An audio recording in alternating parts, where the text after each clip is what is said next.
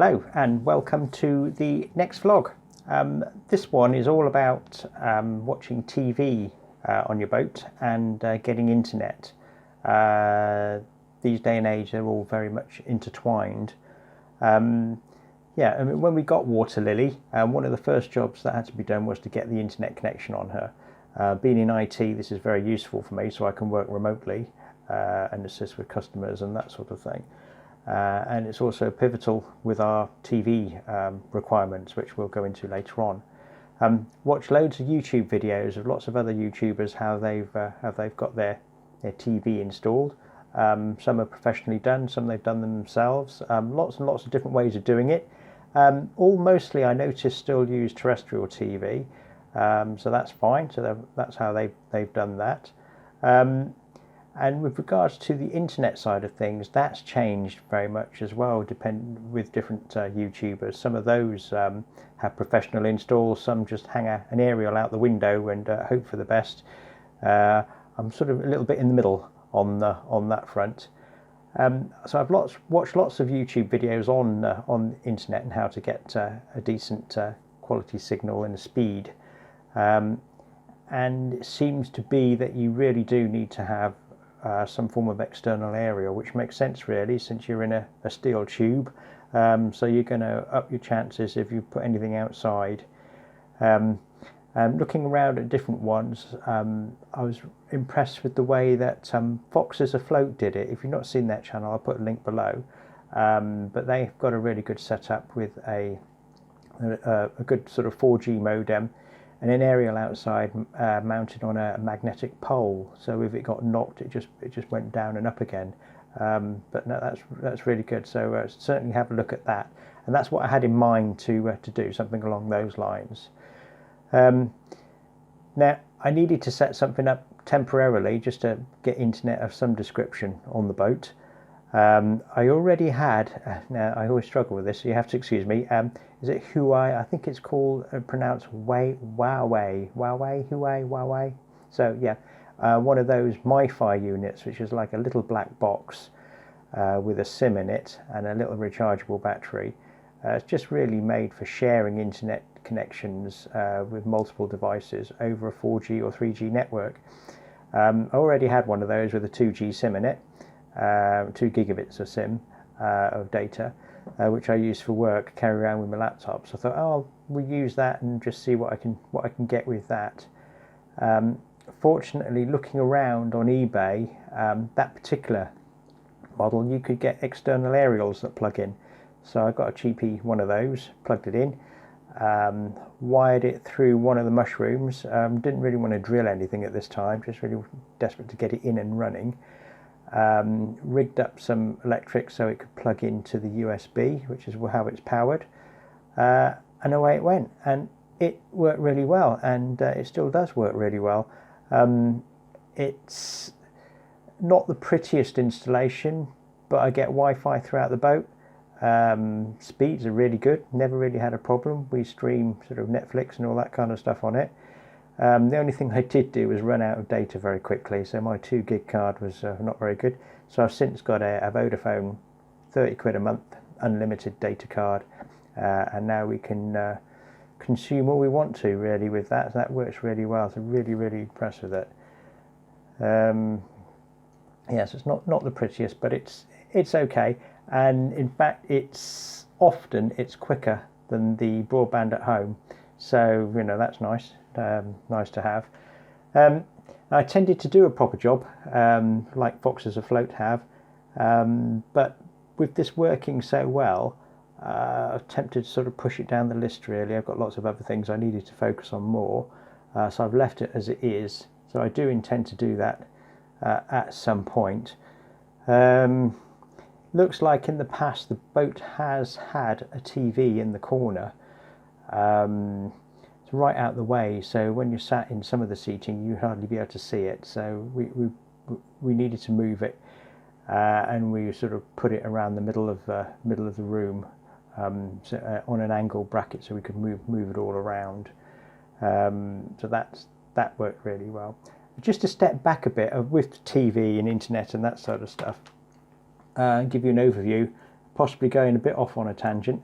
with regards to outgoings. Now, we did, as anyone probably does when you're buying a boat, you start looking at everything you're spending money on, generally, and looking at things especially that we paid out for automatically that we never really got reviewed, which just said that we would do that, you know, and that's always how it's always been. And one of those is I've long been unhappy with the archaic TV license and its relevance in these internet connected times. Seems deliberate confusion seems to reign over when you do and don't need one, and there are regular discussions and videos on YouTube and forums and about all sorts of places about whether do you need a license on a boat, with varying conflicting replies, no clear answers. It seems to depend how often you're on the boat, whether you live on it, whether the boat's in a marina, or all sorts of odd things which have cropped up.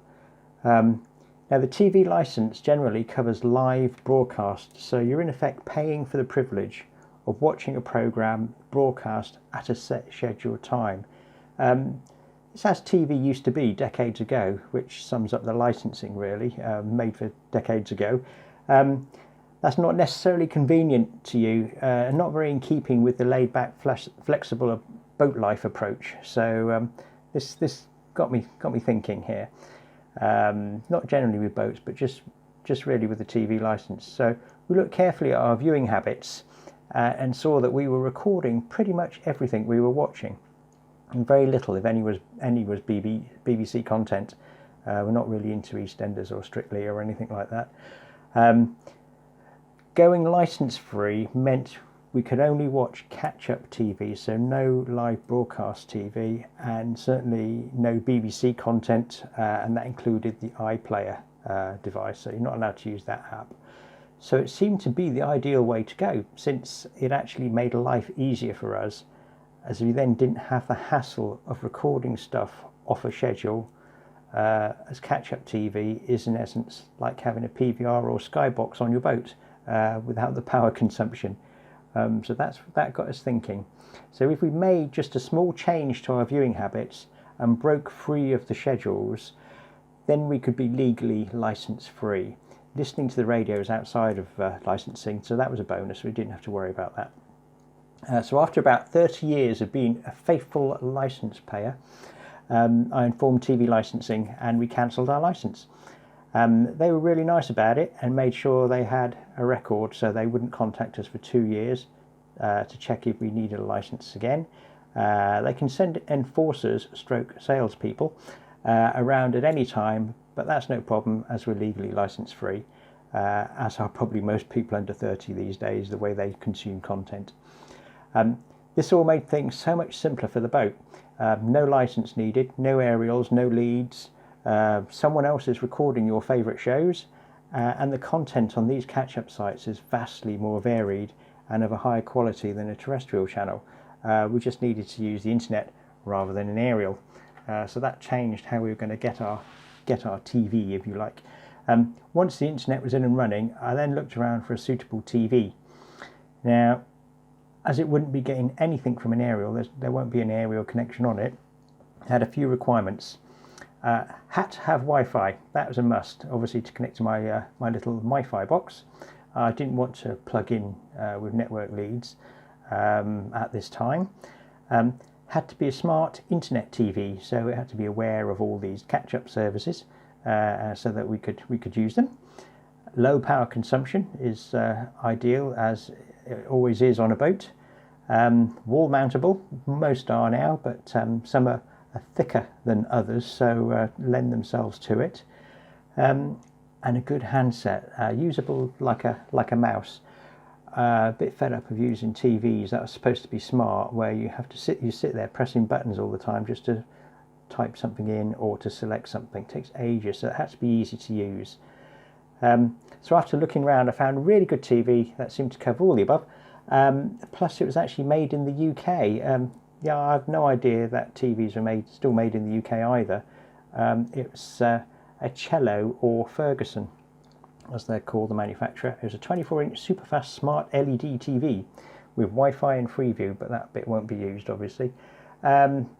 ideal size for the boat, not too heavy for the swing out bracket. Our actual one looks to be discontinued now, as always happens, but their site has lots of choice still. I'll put a link in the description below. This TV was ideal as it's Android based, so it's just like using a big phone. So we put all our apps on, such as YouTube, Netflix, has Wi-Fi. It has it's 12 volt. So the one we've got it's off 12 volt. We don't need an inverter running to use it, which is nice. You know, it wasn't a major thing, but that's quite nice. That was quite nice to get. Yeah, so low power, wall mountable, good features, and it has a really good handheld. So it's got a very good mouse handheld selection thing, so you can choose things on the screen really easily, so that's good.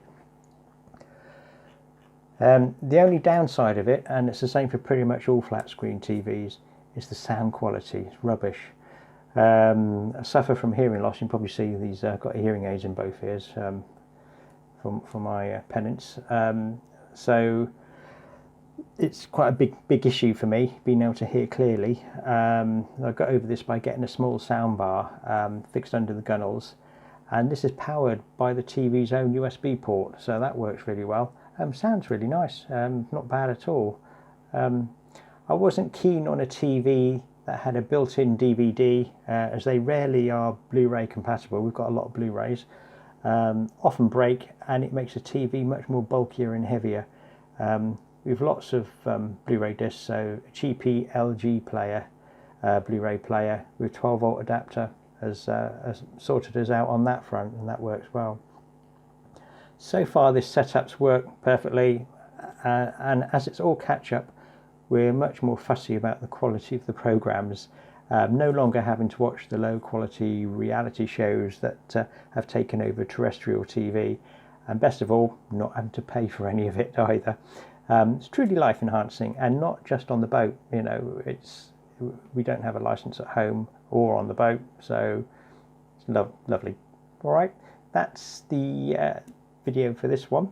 We'll continue next time. Hopefully if it's of use, please leave comments or subscribe. Catch up soon. Thank you very much for watching. Thank you. Bye bye.